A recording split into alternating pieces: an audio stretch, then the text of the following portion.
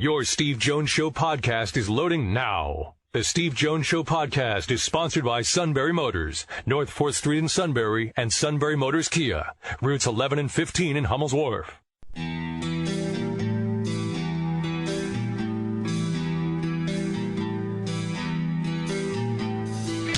Sports talk where your voice counts. This is the Steve Jones Show on News Radio 1070 WKOK. Now, from the Sunbury Motors Studio, here's Steve Jones.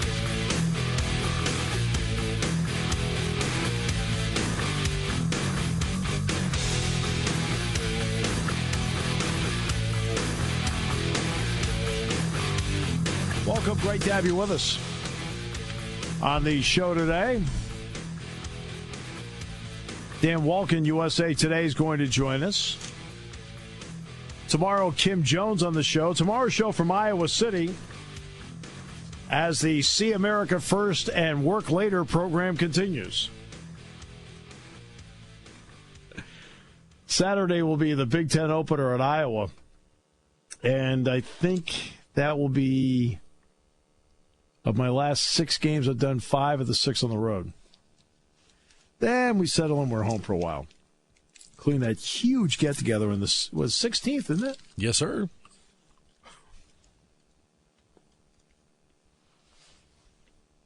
Just making sure of the date. No problem. Never hurts to triple check. I just want to know if one person's checked.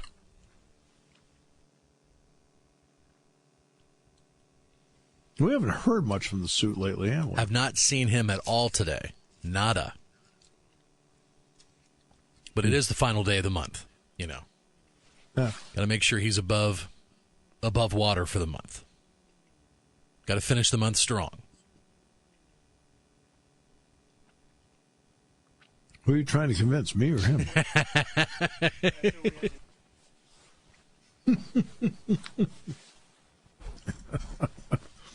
Oh, boy. Okay. Yes, our holiday party's coming up, and for the first time ever, I get a chance to go and ruin it. This would be, what, my 6th one? And the first 5 were all on Thursday nights. I'm sort of busy on Thursday nights. By the way, in this month, now the Thursday night still includes, by the way, the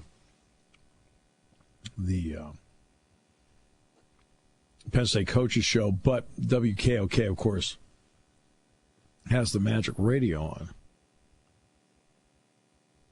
So because of that, Santa will be on tonight. And not only that, we're streaming that now, right? For the very first time, and it's actually video streaming. Yes. That's really cool. Yep, you can go to the News Radio 1070 WKOK Facebook page tonight. So, like us on Facebook. Then click following and choose See First. Then when you're on your Facebook news feed, you won't miss any of our WKOK posts, and you definitely won't miss our post at 6 when we fire up our live video stream of Talk to Santa. Wow. It is cool. Yeah, and just with the great. generation after generation of people, and for those that grew up in the Valley that no longer live here, they can now go online and watch it and relive their childhood. And we've received so many comments like that over the years, and that inspires us to keep the show going. No, it's really fun. I'm glad we're doing that. That's great. So that is great. Let's see. Andrew Callahan today. Dan Wolken today. Tomorrow, Kim Jones. We're going to talk about Eli Manning. Kim has covered Eli Manning for years. Knows about the Giants situation. Knows it inside and out. We'll talk to her about that. So that's coming up on the shows today. And still no coach at Tennessee. I was at North Carolina yesterday, at NC State yesterday, and their head coach was thought to be in consideration, and Dave Dorsey, and he pulled his name out today.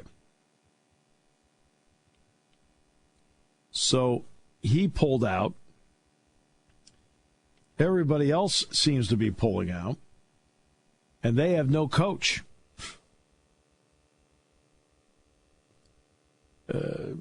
And somebody said, well, they look foolish right now. And I made the point to somebody on a show earlier today where I said, now let's hold on for 1 second. I said, in reality, I want to be fair to the people at Tennessee that are running this thing. And being fair to them you have to remember, they removed their coach before the season was over with, had an interim coach. And at the end of the first weekend, at the final weekend of the season, they identified a new coach. I said, and what happened is that the mob went to social media and rejected it for them. And I said, well, once you go down a road where you feel pretty confident about what your choice is going to be, you're not thinking about alternatives. You already have somebody who says, I want your job. You've already said we want you to have the job. So you're not looking at other people at that point. So there's no there's scrambling. You're only scrambled because your fan base made you scramble. And why did the fan base make them scramble? Well, the fan base made them scramble quite simply because it wasn't John Gruden. Don't ever mistake that. They use whatever excuse they want to use. Because it wasn't John Gruden, the sexy choice, which Tennessee fans seem to feel they are entitled to as a program. Well, it wasn't their guy. And right now they have nothing. They're getting rejected by people. Mike Gundy, no, I don't want to do it.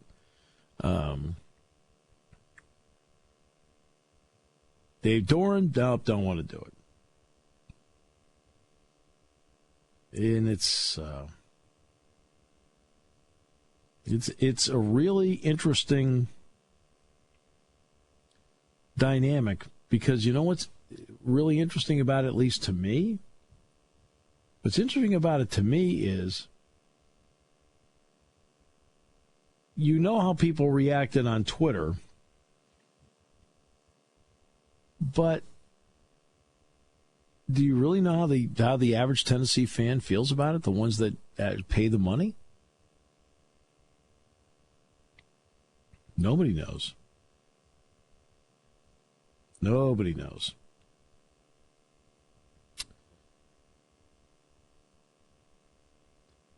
By the way, Ryan Snyder, how about that one?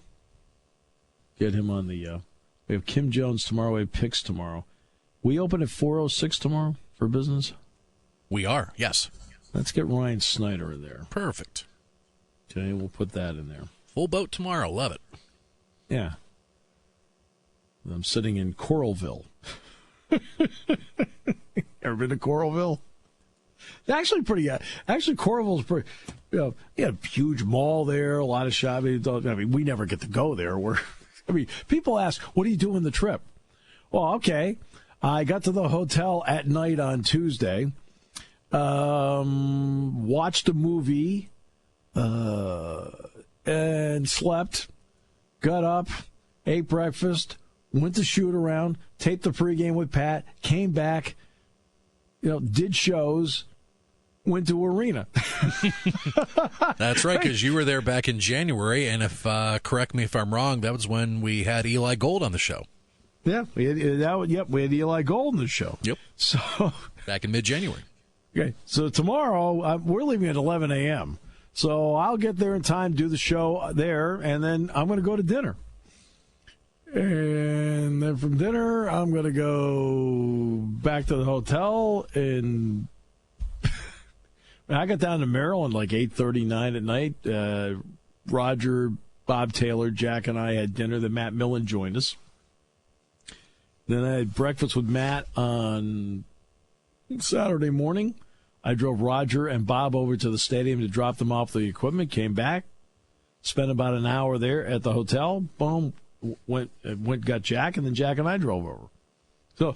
So whenever you go on the road, I think people think that, so what are you going to do? You going to go play golf? You going to go?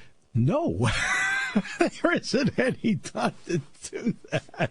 It's a pretty tight schedule usually. And what's interesting is when we were in North Carolina, there was this really great shopping area that was all part of this complex. It was really actually nice, some nice stores there, the whole thing, but there's no time to do anything like that. Now, if it's a weekend, yeah, maybe I've got time. But during the week, I don't. During the week, I don't have that. But, like, for example, say if I had the exact same setup for Saturday as I had in North Carolina where the hotel's there with all the shopping, well, then Saturday, before the game, yeah, I'd have some time because I would be able to get out.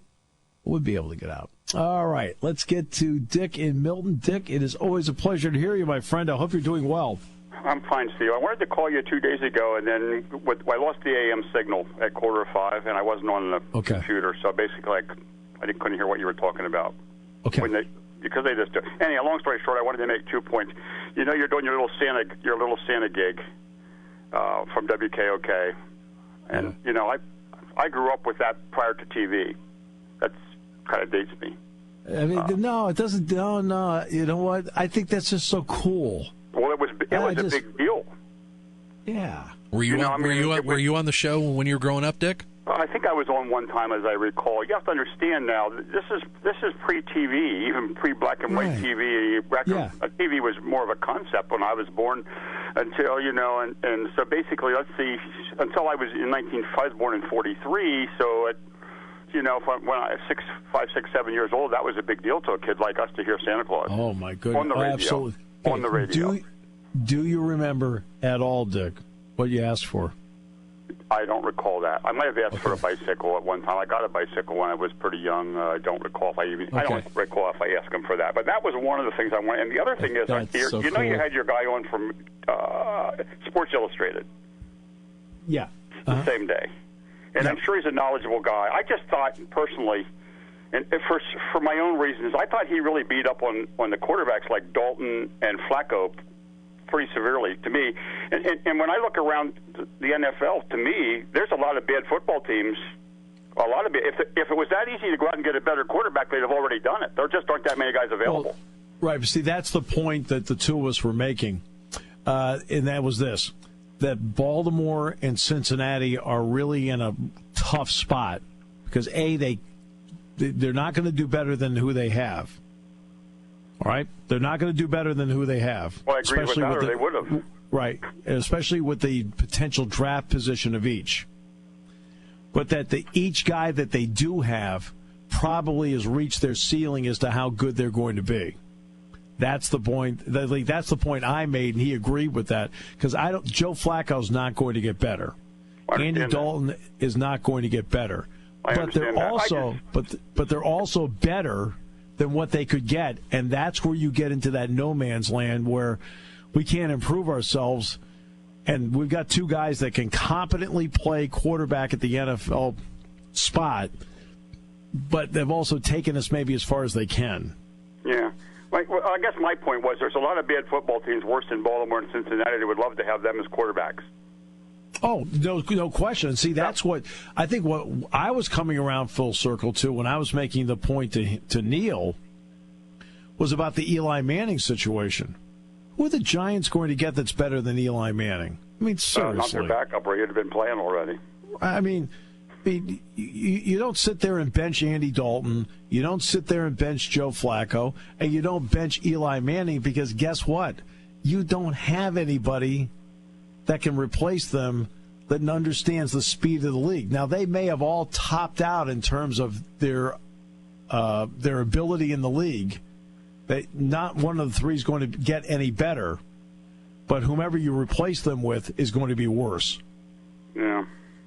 Well, I was listening, and maybe you weren't beaten up as bad as I thought they were. I'm thinking, my God, there's a lot of bad football teams, and the quarterback doesn't block for himself. So, I mean, they're just and don't misunderstand me. I guess Baltimore's won games because of their defense this year, not because of their offense. And I really haven't paid much attention to Cincinnati. I guess I don't know how they are, but both those quarterbacks. If I was drafting a backup quarterback in my fantasy football league, I would be happy to get either of them, and maybe starters. I don't even know anymore, just because I don't play it anymore. I guess that was my point. Yeah. The point wasn't beating up on them, actually, Dick. Okay, it was that you do get to a point. It's like, I'll give you an example. It's an NBA example. The Atlanta Hawks, and Mike Muscala, of course, has been an important part of the Hawks, have always been a team that was good enough to make the playoffs, but then not advance. Yeah. So then you end up, so what happens? When you go to draft, there's never a year where you're in the draft lottery. So then you get stuck in this no man's land. And where you're like, you're good enough to be in the playoffs, you're a good enough team, but if you weren't quite good enough, you actually could maybe improve yourself. And that's a real odd spot to be in. And Andy Dalton takes the Bengals as far as now. Flacco's a better quarterback than Dalton. I agree with that. There's no getting around that at all. But he is also stalled now at this stage of his career. And what happens with a guy like Flacco, and you're seeing this with Russell Wilson in Seattle, when you get to be really good, that also means you command, as the quarterback, big money. When you command big money as the quarterback, you then tie the hands of management to get other players because they've had to put a lot of money into you. That's not Joe Flacco's fault. That's not Russell Wilson's fault. That's a fact of life in the league, because you notice the Seahawks were competing for the Super Bowl when they were paying Russell Wilson third-round draft pick money. And then when and so they could go out and they could get Bobby Averill, they could go out and get Percy Harvin. They had the money to do it because they were paying their quarterback third-round pick money. Well, the same thing with Flacco. He wasn't commanding a lot of money in the beginning. He wins a Super Bowl, right? Tremendous. Does a great job. Commands a gigantic contract. Now, well, Baltimore, the other thing is, and you know this better than I do, right. but a good quarterback can be really good, not just because of his offensive line, but how good his running backs are and how good his wide receivers are. And if, for example, the Giants, as bad as they are, they lost their wide receiver for the year. Yeah, they lost 3 of them. That's what I'm saying is, so consequently, a lot of it isn't necessarily Manning's fault. These guys didn't be replaced by guys that play at their level either. Absolutely. There's a lot of factors involved in what makes a good quarterback. As they get older, they're just not going to be as good. If Green Bay had a backup quarterback, they'd be better than they are now. I mean, they're just mediocre. And the other thing, I'm going to let you go. My other point, it's easier to be a United States Senator from Alabama than it is a football coach at Tennessee. That's pretty sad. I think we'll leave it at that. I know. That was just my point. I'm just thinking, holy crap, those people down. I can't even believe that. I can't begin to fathom it. I'm glad I don't have to deal with it. Maybe nobody wants the job.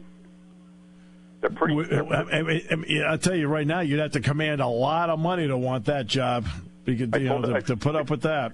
I told somebody the only thing last time I heard in Tennessee, Coach movie was in. Our coach mentioned it was in the movie Blindsided. When Fulmer's here, we're done basically. That's the last time I heard anybody mention that, Coach. See ya. That's right. Thanks, Bye. Dick. Back with more in a moment on News Radio 1070 WKOK. Taking your calls at 800-795-9565. This is the Steve Jones Show on News Radio 1070 WKOK. Now, from the Sunbury Motors Studio, here's Steve Jones. Today's show brought to you by Sunbury Motors, 4th Street in Sunbury. Sunbury Motors Kia, routes 11 and 15 in Hummel's Wharf.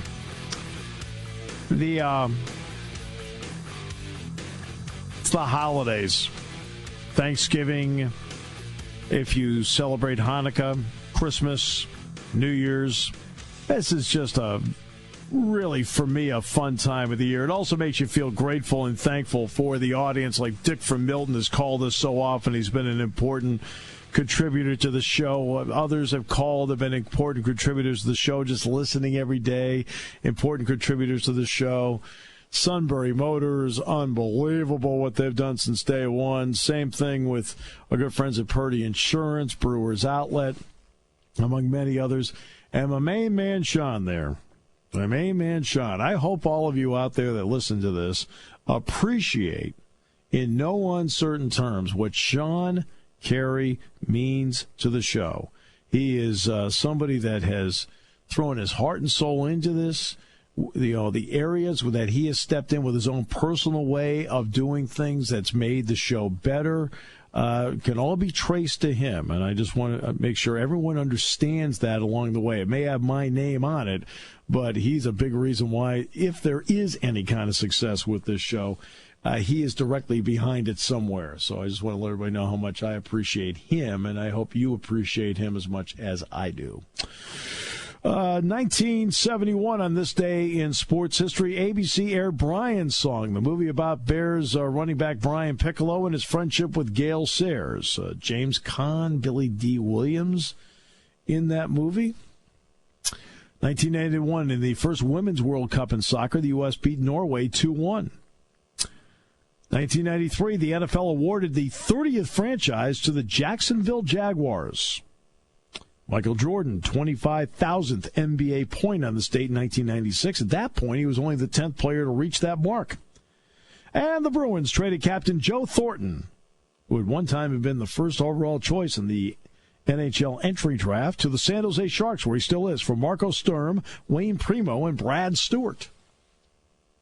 So there you go. Looking forward to breaking some bread with you on the 16th. Can't wait. It's going to be awesome. Less than a few weeks away. Be here before we know it. 16th. Yes. Without fail. Slam dunk. Oh, we're going to have a good time. We will. We will have a good time. Is Deb going to go or not? I believe she has to work that night. She has to work that night, and so I'll be heading over to the party with you as soon as we're done with the show. Good. Oh, we'll have a good time. Oh, we will. We'll have a great time. A lot of fun. Looking forward to it. All right. A lot of news going on, obviously, in college football this week. Very pleased to bring in Dan Wolken from USA Today. One of those, along with Brett McMurphy, that broke the story of Joe Moorhead going to to Mississippi State. Dan, welcome. It's great to have you with us. How are you? I'm doing well. Great. How are you doing? Doing all right, thank you. All right. Of course, you were one of those who got in front of the Joe Moorhead story right away. What was the process at Mississippi State that quickly led them to Joe Moorhead, especially with the December 20th signing date coming up? A lot of schools are going to move quickly. Well, I think Mississippi State knew for a while that Dan Mullen was most likely going to leave after this season. So I think that they were very aware of needing to do background on people and what kind of candidates they could get at Mississippi State and who might be a fit. And so they weren't scrambling last weekend. It was, I think, a process that was several weeks advanced to really know who he wanted to talk to, the AD there, John Cohen. And I don't know why Joe Moorhead landed on that list or what, other than just him being one of the better offensive coordinators in the country. But he was somebody they wanted to talk to, so they set it up. And then, really, John Cohen, who's a former baseball coach at Mississippi State, now the AD, I think, a lot of it was just feel. Get in a room with somebody, talk to them, and you make your evaluation not just on what they've done, but on, what you feel like, whether you feel like they would be a successful coach for you. And I think that the interview went really well, and then, a day and a half later, the deal's done. Beyond that, was there any thought of Mississippi State about Jeremy Pruitt? Because as you and I both know, Alabama coordinators are going to be very popular on many lists. Yeah, they interviewed Pruitt. They had a lot of they interviewed several other guys. I mean, some names I heard, some names I didn't. But on Monday night, when somebody leaked it to me that they had, that they were interested in Joe Moorhead and that it was a serious interest. I thought that was interesting because it was not a name I had previously heard. And then basically 24 hours later, it was done. I think. It was just two different candidates who brought two different things to the table, one offensive guy, one a defensive guy. I think Mississippi State was probably leaning a little more toward offense going into the process. And, I think Moorhead just knocked it out of the park with his interview. Yeah, I wouldn't be surprised about that part at all. Dave Dorn, I was at North Carolina State yesterday. There was a lot of talk. They were wondering, is he going to go or not? And he says no to Tennessee. Your thoughts on him staying at NC State, but also where the Tennessee things stand? Am I confused why T. Martin's name never comes up? Well, yeah, look, Dave Dorn, going back to middle of the season when they were 6-1, I think that NC State wanted to get a extension done, and then, I think they decided to kind of hold off on that and say, okay, Dave Dorn and his representatives, maybe we could get something better, or maybe we can increase our value if you finish strong. And then, NC State stumbled a little bit down the end of the season, and so there was a little bit of a stalemate in the negotiations, and Dorn got involved in a bunch of jobs. The Ole Miss job, he was trying to get an interview for Mississippi State, for Tennessee, and ultimately I think NC State upped their offer, and he decided that was a better place for him. And I think that's probably accurate. The Tennessee thing is just, it kind of went off the rails on Sunday after the Greg Schiano meltdown. And the truth is that they just, it's just not a job that a lot of sitting successful Power 5 head coaches want. And so I think that they've tried to go get some guys who've had some success as a head coach, somebody who they feel can weather the scrutiny and weather the the rigors of that job and the fan base and everything that goes into it. But hey, listen, I just think that they're going to have to go back to the drawing board here and figure out what kind of person they want and maybe reassess their expectations. Why not T. Martin? And he may not be the solution, but you're talking about a guy that is an offensive coordinator, a coordinator for an offense, which I saw firsthand in the Rose Bowl, functions at a pretty decent level. Of course, the quarterback helps. And and he led them to the national championship. Why hasn't his name? Is the name not sexy enough? Well, I think it is for Tennessee fans, but giving somebody like that who's never had head coaching experience, and he's not been the most high-profile coordinator in the country or anything like that. I think there's questions just about preparation. I mean, this is a rigorous job. It's a job that just has so much built into it off the field, and the pressure. Are you mature enough to handle it? If it goes sideways, if you get in a rut, if you lose some games. For whatever reason, I don't think Tennessee views him as a top-line candidate. But hey, we may get there depending on how this thing goes. Well, as of right now, they have no candidates. So, top-line candidate, I mean, they've got people turning him down now. When you look at Arizona State and Herm Edwards, how interesting was that he would now leave the student? I know coaches want to coach. I mean, I understand that part.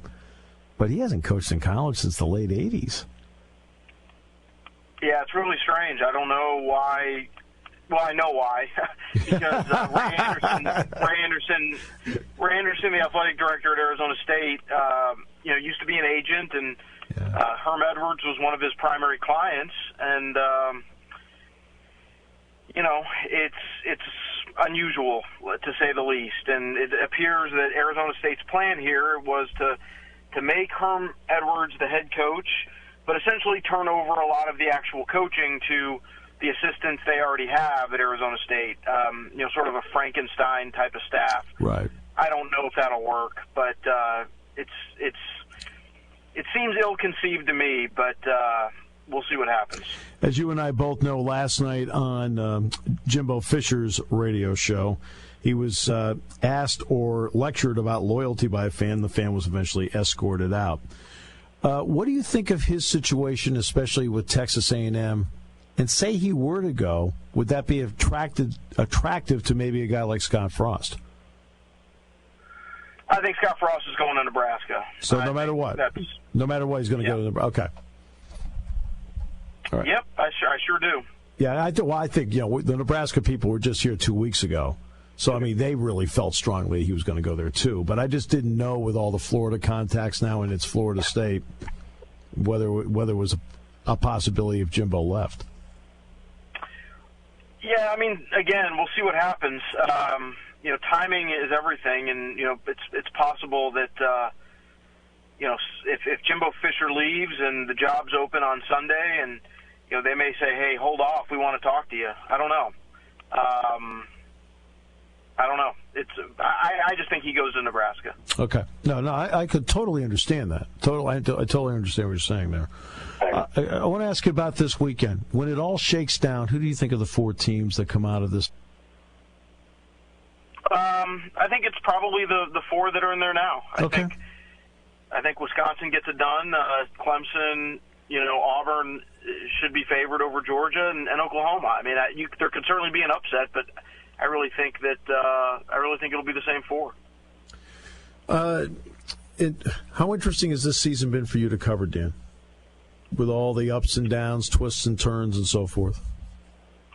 Well, I think the most interesting thing to me is that there really hasn't been a dominant team, and that the top 8 I kind of beat each other on a given day. And it's not usually like that. Usually there's a couple 3 teams that separate themselves from the pack. And I think this year's just not that same way. I think really, you go 1 through 8, and on a given day, just about anyone can beat anyone. Yeah, and I agree with that. Dan, appreciate the time very much, and also for the great information. It gave a lot of people great insight today, and we really appreciate it. All good. Thank you.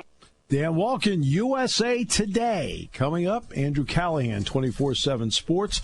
In the next half hour, as we continue on News Radio 1070 WKOK, brought to you by Sunbury Motors. Penn's Tavern is where you want to celebrate this holiday season. Whatever feel you're looking for, Penn's Tavern along the Susquehanna River can accommodate your needs. Mountain stone walls and wood floors can be found in the original dining area, giving you that old world charm. Continue back to the newly renovated River Room with 12 PA microbrews on tap. Grab a burger and sit back and relax in this cozy pub area. Penn's Tavern has the best gift certificate offer for the holidays. Buy 5 gift certificates of the same denomination and receive a 6th one free. Penn's Tavern, a piece of heaven on Route 147, 5 miles south of Sunbury.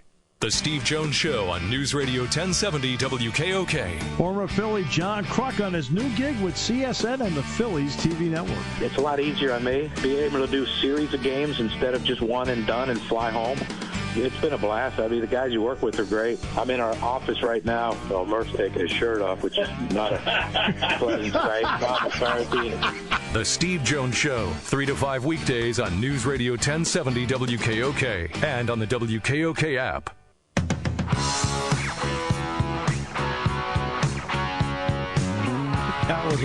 That day was a riot. I mean, that was Crucky being Crucky on our show. Oh, we've had a lot of fun on this show. A lot of fun on the show. So, it's going to continue. We're not far from done yet. It's been a great year. Peter King on the show. Kim Jones giving us great NFL information. Of course, that'll continue with her tomorrow. One of the phenomenal, I just keep thinking pro football names just keep coming into my head. John McClain from Houston, who's been on the football beat for close to 40 years. So it's been great having them carve out time for us. And Jack. I think I'm going to try and get Jack on the show next week to kind of react to a couple things too going on. I think that'll be Andy Russell yesterday. So. Yeah, Andy yesterday. We had a good time with him. And for the first time back in the spring, making our show available as a podcast on both Google Play and iTunes, and getting the pushing the show out to more and more listeners. It's been huge. It's been great. I know we've enjoyed it. Hey, you were on the speaking circuit there back in the spring and the summer, and you kept telling me either on the phone or in between our segments. Man, more and more people just keep telling me where they're checking out the podcast. Oh, yeah, they're checking out the podcast or listening to the show. The whole thing is great. Yep. No, it's been fabulous. I used to just think it was Gary Goloszewski driving back and forth. Now, multiple aliases, changing his voice, and I just thought it was Gary, curator of the Tom McGrath tailgate.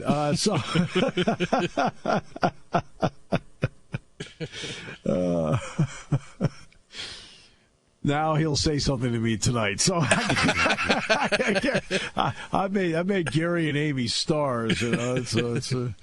How'd they do in the marathon? I remember you said they were in the. They did well. It was out in Chicago, wasn't it? Yeah, they were in Chicago in the marathon. They did really, really well. They sent me what their times happen to be. I mean, I can't even drive through Chicago that fast. So it's really. I was impressed. I was very impressed. So, yeah, they did really, really well. Really well. So, happy for them and happy about that. But, yeah, no, some of the really great people you meet along the way, and they end up being really good friends of yours, and it's, then they end up listening to the show, so it doubles the ratings. No, so. Wait a minute. Yeah, something like that. That's how it works. That's how we operate here.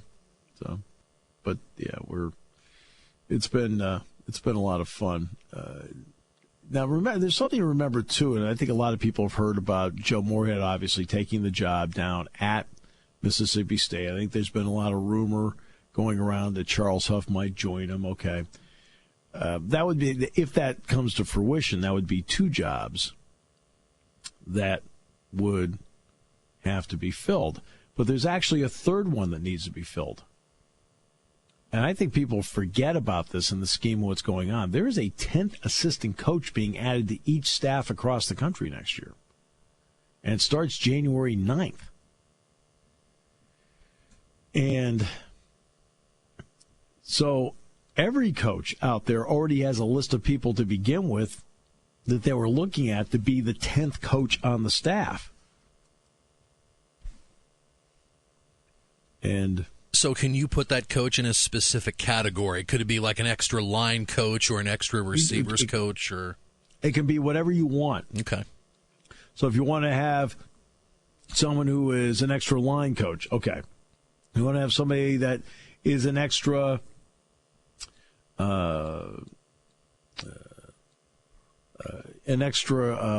linebacking coach, or do you want to make that person, for example, your special teams coach? There's a lot of things that you can do with that. And I think that that makes a big difference. Makes a big difference. And the numbers make sense. The numbers make sense. So you have 100, if you have 125 guys on a staff, on a team. Well, now if you add a 10th coach, that's one to every approximately 12 guys. Now you look at basketball; they've got 3 assistants at 12 guys. So you got one for every 4 players. Football, by adding a 10th, you get to 1 out of every 12 players. By the way, the athletic director, John Cohen at Mississippi State, says that Joe Moorhead is not going to take part in Penn State's bowl game. Okay? Just so you know. People have wondered about that. Yeah. So people have wondered what would happen there. That's what's going to happen. And so is that an NCAA mandate in regards to a 10th coach, or is that like a coaches association idea? Or well, they had asked about it. The NCAA had to approve it and did. Remember, they approved it last year, and when it came up last year, I talked about it, discussed what you're going to do with it, that it was going to be January 9th and so forth. But this is me on November 30th circling all of us back. As part of doing this show is that you're always trying to make sure that you're making people aware of what is about to happen and not just reacting to what is happening. So you have to remind everybody along the way, hey, by the way, remember, they're going to be hiring another coach, too, that's going to be announced in January because everybody's going to a 10th coach. Andrew Callahan next half hour. We're brought to you by Sunbury Motors, 4th Street in Sunbury. Sunbury Motors, Kia routes 11 and 15 in Hummel's Wharf on News Radio 1070 WKOK.